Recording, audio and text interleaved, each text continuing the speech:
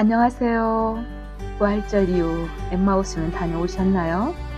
들에는 꽃, 산 위에는 눈이 있는 한 주였네요. 8일 축제 동안 가만히 들여다보면 죽음에서 부활하신 예수님이 계시니까 우리도 부활의 희망을 두고 자유롭게 살아가라는 것인데 그렇게 자유하시리라 믿어요. 자유하면 방종을 생각할지 모르지만 그 자유가 아닌 과거에서의 탈출이라는 말로 저는 이해하고 받아들였습니다. 어제가 자비주일이었습니다. 저는 자비는 나의 사명, 파우스티나 성녀의 일기를 다시 꺼내 읽었어요. 다시 꺼내어 읽어보면서 예수님의 순환을 묵상하고 하느님의 자비가 얼마나 큰지 다시 한번 체험한 한 주였네요. 그 책을 읽어가는 내내 믿지 않는 이들에게 마음이 계속 갔습니다. 살 만큼 살아본 사람들은 창조주이신 신이 있다는 것 거의 알고 있다고 봐요.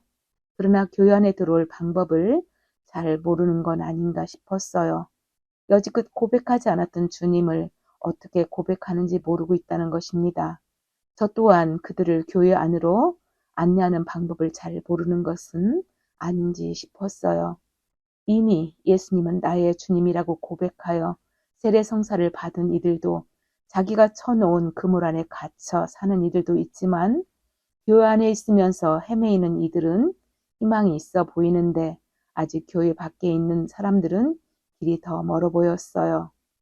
자비는 나의 사명에서 파우스나 성녀가 예수님의 일을 적극적으로 할 때, 사람들로부터 모욕과 수치를 수도 없이 당할 때 언제나 예수님 날개 밑에서 쉼을 가졌듯이 어차피 살아가는 삶을 누군가와 함께 간다면 위로가 되는 것 아닐까요? 파우스티나 성녀에게 오랜 기간 영적 지도 신부님이 하신 일은 겸손의 덕을 가르치셨고 사람들로부터 비난을 받을 때도 변명하지 않으며 오히려 수모를 기쁘게 받아들여야 한다고 가르치셨습니다. 이 겸손의 덕은 프란치스칸들의 삶 안에서 프란치스코 성인이 매일매일 성무일도 안에서 가르치는 덕목입니다. 저는 올해 프란치스칸으로 살아서인지 알아듣기는 하겠는데 실제로의 삶은 죽기 전에 가능할지 모르겠어요. 자비는 나의 사명 책 안에 내 딸아 너는 내 고통을 통해 나를 가장 기쁘게 하고 있다. 내 딸아 신체적 정신적 고통을 당할 때 피조물에서 동정을 찾지 마라. 예전에 이 책을 읽어갈 때는 하느님께서 자비하시는데 왜 그토록 인간에게 고통을 체험하라고 하는지 잘 이해를 못했는데 이제야 그 고통의 가치를 알아듣겠더라고요. 저는 얼마 전까지만 해도 예수님이 공생활 3년 하시고 일찍 돌아가셨기에 예수님의 고통은 과거에 끝났다고 생각했었어요.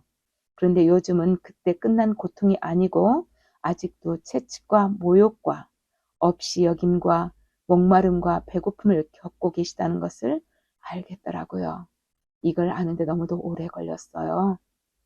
주님은 아직도 그 고통을 겪으시면서 당신께 돌아오기만을 애타게 기다리신다는 것입니다.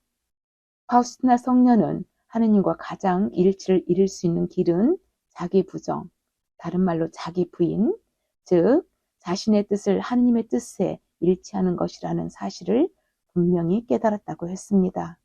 이 길만이 영혼을 진실로 자유롭게 하고 깊은 관상에 잠기게 하며 삶의 짐을 가볍게 하여 나가 죽음까지 기꺼이 맞이할 수 있다고 적었습니다. 많은 성인들이 자기 부인을 이야기하지만 저는 그것을 알아듣기가 너무 어려웠어요.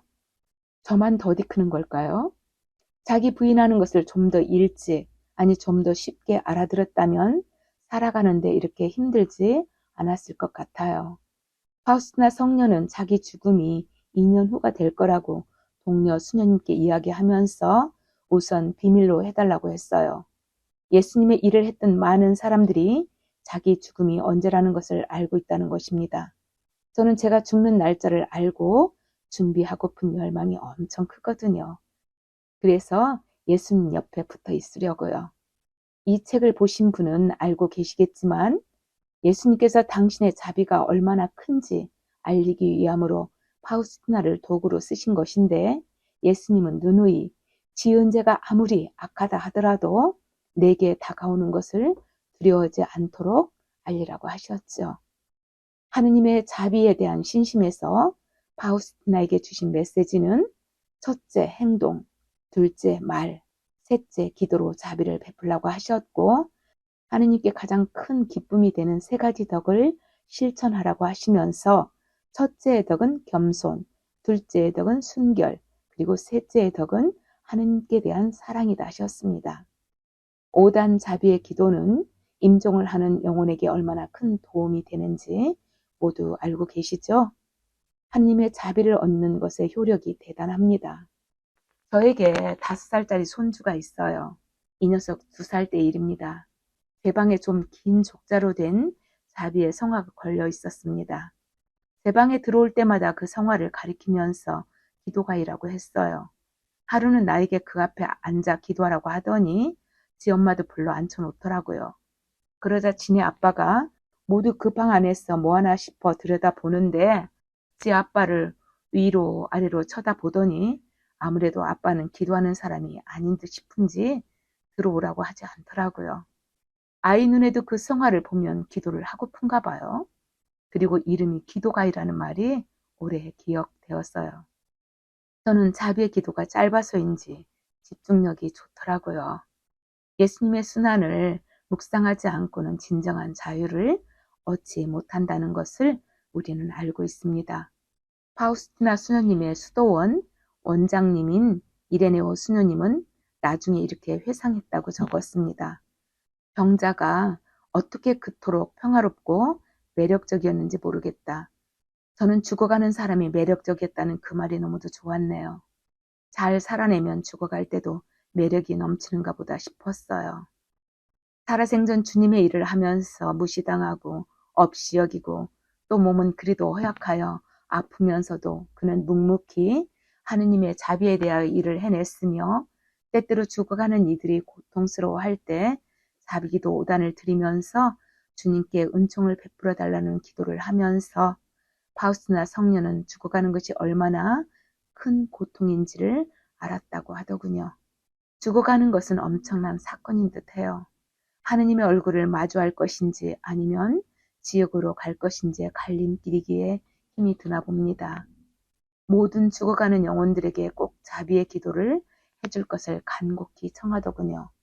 끝으로 파우스티나 성녀가 적은 일기 하나만 더 할게요. 교회와 맺어져 있는 유대는 대단히 깊다. 한 사람이 성화되거나 죄에 빠져도 전체 교회에 큰 영향을 미친다. 나 자신과 나와 가까운 이들의 삶을 보면서 나 자신의 삶이 다른 영혼들에게 얼마나 큰 영향을 미치고 있는지 알게 되었다.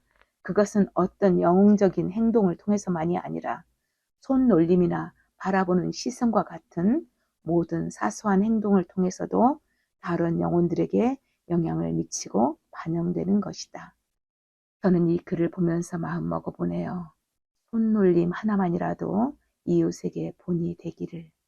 오늘도 여기까지 준비했습니다. 한 주일 건강하시고 행복하시길 빌어요. 감사합니다.